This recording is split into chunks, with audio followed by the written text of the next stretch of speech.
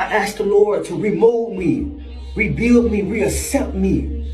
But the Lord told me he had to have a conversation with the devil before approval. Those words weren't written in hindsight. They weren't spoken in regret. They were spoken before 3 women were gone. Before Facebook became a real-time confession. Before love was used as a justification for murder. Welcome back to Killers Among Us. Here we dive deep into the world of obsession, emotional collapse, and the stories of those who cross the line from troubled to dangerous. I post stories like this up to 2 times a week, so if true crime, psychological analysis, and real warning signs interest you, hit subscribe and turn on notifications. These stories matter. Javontee Jonquila Brice was born and raised in Bradenton, Florida.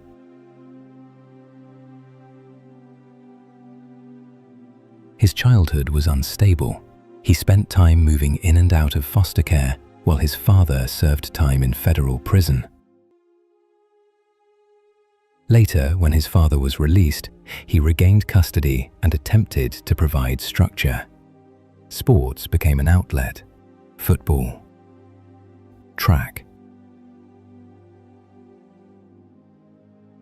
Javontee attended King Senior High School in Tampa, graduating in 2014. He excelled athletically and earned opportunities at Minnesota State University, later transferring to Savannah State University. From the outside, his life looked like it was progressing, but trauma doesn't disappear just because success appears. It compounds. Javontee, known to many as Scooter, was deeply involved in poetry. He performed locally, posted videos online, used writing to process pain, abandonment, rejection, and anger. I remember waking up just to drown in my own sorrow. I remember waking up just to pretend a beautiful smile. I remember trying to plant my pain in the ground. Of course I failed. I remember looking in the mirror and drawing up a graveyard with my heart as the tombstone. I remember my tears fled from my eyes and created a pool of my against memories. So many against memories to where the water had no rhythm of movement. It was worse than a lake of fire. I remember praying that this trauma I'm witnessing never follows me when I walk this prodigious world. I remember praying that this trauma doesn't turn me into an evil human. I remember trying to slit my wrist without a blade. I remember trying to blow my brains out without a bullet inside of a chamber. I remember standing outside during a hurricane shirtless. I remember swimming in the middle of the ocean without a life vest. I'm still here living. I'm still here living. No, I'm not suicidal. I'm just suicidal of what I've been through. I remember searching for love, but I came across neglect and hate. I remember confessing my love to a woman I once saved, and she stabbed me with the same utensil I paid for us. I remember family and friends laughing at me because I told the truth, how I'm trapped inside a maze and how broken I am of a man, but I'm still struggling for success. I remember when I felt the world was against me until God told me to lift my head up. And that success is on the way. Just keep the faith in Him.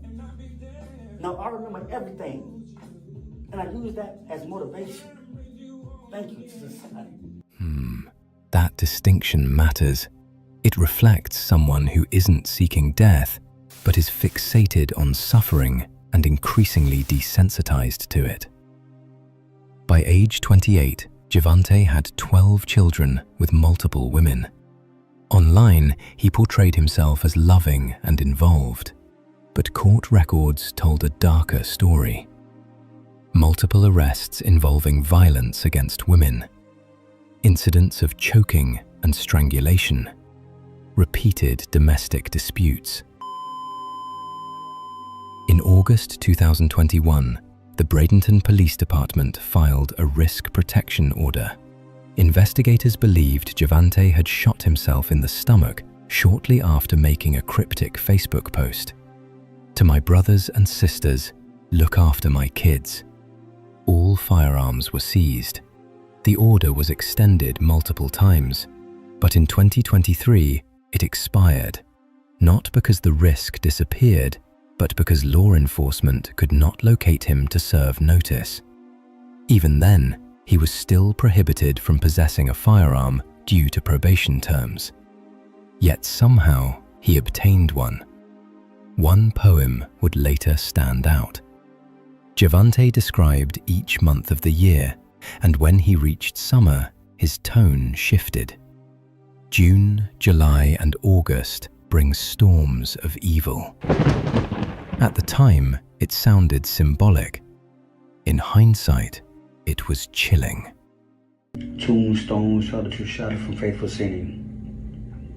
Roots of love starting to become rotten, not from unsanitary water, but from those who water the roots of poison. Secrets are arising from the deepest of the oceans, clouds becoming darker than the bottom of the ocean. Prayers turning into diabetes with no change. Sins are becoming more thirsty than the dry desert, even with the drops of the rain. Memories becoming forgettable, hearts becoming broken by believing fairy tales told by devilish people, and God-fearing people giving up on faith due to joys that take over their sanctuaries with no remorse. The month of January brings floods. The month of February brings suffocation. The month of March brings sorrow. The month of April brings depression with no remedy. The month of May brings heartache and pain. The month of June and July and August brings storms of evil. The month of September and October brings fallen burdens. The month of November brings fire while during a snowstorm. The month of December brings the preparation of a new and better life. Because in every month I've prayed, so no more rainy, sorrow, loss, unfamiliar days to come. I thank you, Lord, for my exodus and a new chapter. On the evening of June 24th, Javontee arrived at Palmetto Trace Apartments. Inside were his sister, an ex-girlfriend, the mother of one of his children. He walked in and said, "I have to kill you." That was not metaphorical. His sister intervened. She talked him down. He left. No police were called. That moment matters, because it was the last chance to stop what came next. At 8:53 p.m., Javontee posted one word: love. Minutes later, he arrived at a Motel 6 in Bradenton. Inside the room, his mother, Titimysha Scott, 48, her boyfriend, 2 juvenile sisters.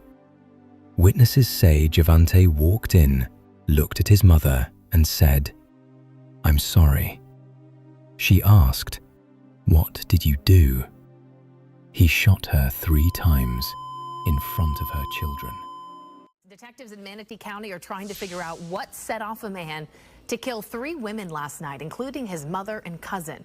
They say Javontee Brice also nearly fled the state to kill an ex-girlfriend in Georgia before he died in a shootout with deputies. And that's not all. They believe Brice initially targeted a different ex-girlfriend in Palmetto until his sister talked him down. As Fox 13's Kimberly Quizon reports for us tonight, he then went after his other loved ones. This is where Brice started. Deputies say he came to a motel room where his mom was staying. He told her he was sorry before he shot her 3 times. Once he opened that door, it was just sheer pandemonium, chaos. At this Motel 6 around 9:17 Tuesday night, Christina Valentine's husband rushed to help 48-year-old Titimysha Scott. People yelling, screaming, "He shot my mom, he shot my mom, somebody call 911. Deputies say Scott's own son, 28-year-old Javontee Brice, pulled the trigger. He was out of here before we even came out of our room. Like, it happened like that. At 9:36 p.m., Javontee posted, "I love you, bae. Sacouya Brice. See you in hell." 4 minutes later, deputies were called to 26th Street Court East in Palmetto. His cousin, Sacouya Brice, 29 years old, had just finished a family cookout and was getting into her car. She was shot in the driveway. She later died at the hospital. 23 minutes later, deputies were called to this home off 26th Street Court East in Palmetto. I heard a pop. Deputies say he killed his cousin, 29-year-old Sacouya Brice, as she was leaving a family cookout. That's when I see two people out there and they're going, oh my God, they're on the ground. At 10:04 p.m., Javontee arrived at an apartment on 51st Street Circle West in Bradenton. Inside lived an ex-girlfriend. Her new partner, Shararel Carter, 31. He did not harm the ex-girlfriend. He targeted Shararel. She had encouraged her partner to seek help due to Javontee's behavior. She was shot and later died at the hospital. Between each killing, Javontee posted online, always the same structure: a declaration of love, a name, a finality.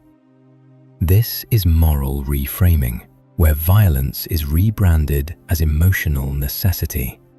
Love becomes ownership. Rejection becomes punishment. After the third killing, Javontee wrote, "Since I can't catch you, I'd catch your brother." Investigators believed he had more targets. He seemed to have an agenda. He knew exactly who he wanted to kill, and he did not have a hard time locating them. He was driving toward Georgia, toward another ex-girlfriend. A statewide BOLO was issued. At approximately 1:30 a.m., Hamilton County deputies spotted his vehicle near the Florida-Georgia state line. He pulled into an Exxon station, then exited his vehicle and opened fire. Deputies returned fire. Javontee Brice was killed at the scene. Inside his vehicle, the same firearm used in all 3 killings. Handwritten notes, names and addresses. He wasn't done in his mind. Deputies sent out a BOLO after learning Brice was traveling to Georgia, where another ex-girlfriend lived. Hamilton County deputies tried to pull him over, but Brice came out shooting. Deputies shot back, killing him. We don't know what set this man off. Court records show Brice had struggled with his mental health. 2 risk protection orders were filed against him in 2021 and 2023. In them, it states he tried to commit suicide at least twice.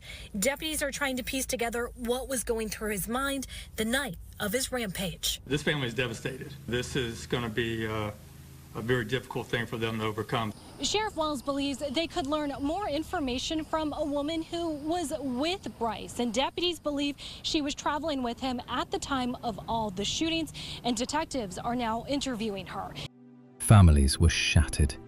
Javontee's sister later wrote that she believed he had been gone inside since 2018 and that she had tried to save him. Grief was layered. Grief for victims. Grief for a mother. Grief for who Javontee once was. This case teaches us that danger does not always announce itself with rage. Sometimes it whispers through. Art, posts, obsession framed as devotion, pain framed as destiny. The lesson is not to fear emotional people. The lesson is to recognize when emotion becomes entitlement. Healthy attachment allows separation. Unhealthy attachment demands compliance.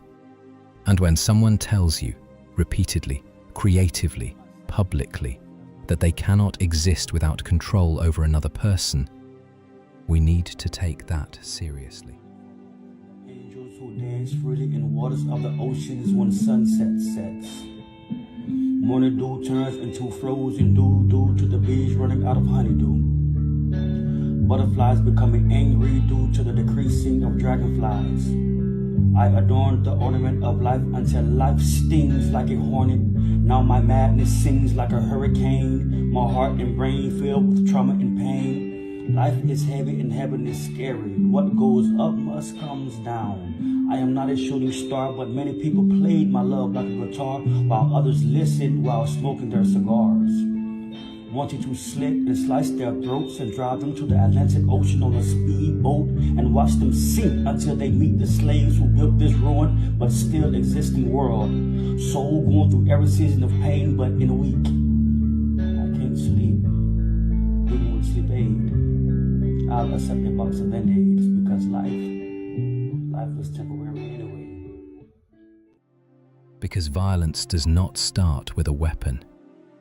It starts with a belief. Cases like this are often reduced to headlines, but behind them are choices, moments where harm becomes justifiable to the person causing it. Understanding those moments does not excuse them. It reminds us how methodical, how predictable, and how close this kind of violence really is. Because killers do not always look dangerous. Sometimes they look wounded. Sometimes they sound articulate. And sometimes they are already telling us exactly what they plan to do. They live among us.